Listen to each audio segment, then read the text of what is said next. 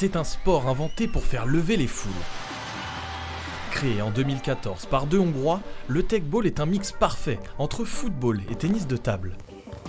Partout où il s'exporte, le teqball a déjà conquis les spectateurs et en France aussi il commence peu à peu à se développer grâce notamment à plusieurs avantages.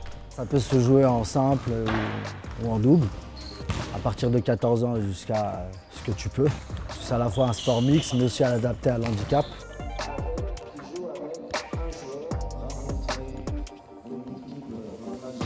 Sur la niche du football, il y a déjà un potentiel qui est énorme ici.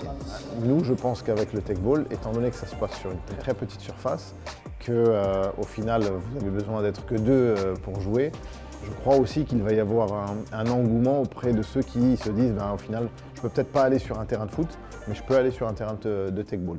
Aujourd'hui, on compte environ 20 clubs et une centaine de licenciés en France. Parmi eux, une toute nouvelle génération de teqers s'émerge. À sa tête, Amélie Julian, championne de France et numéro 5 mondiale.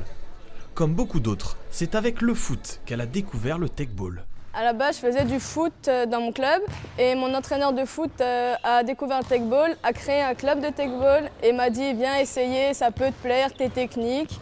Et j'ai dit ok, pourquoi pas. Après, j'ai commencé un peu à jouer au teqball comme ça pour rire avec les copines.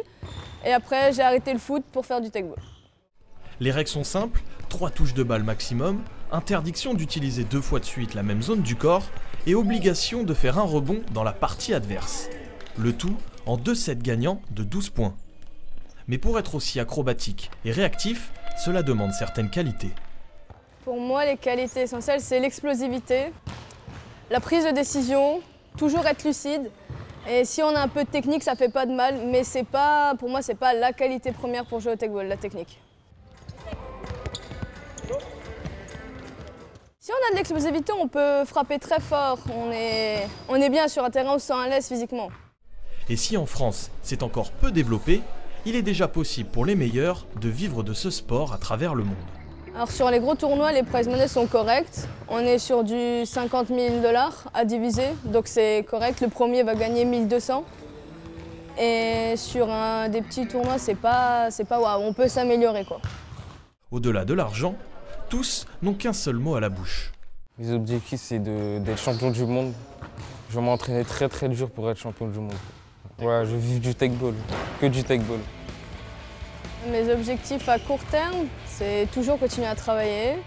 Moyen terme, ça va être les mêmes que long terme, c'est essayer de finir l'année prochaine championne du monde en simple.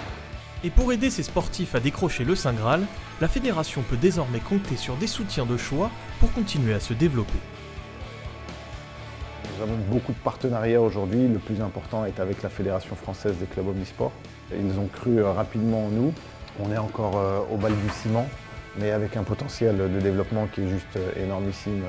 Alors patience, laissez la magie opérer pour que le teqball rayonne dans le pays tout entier.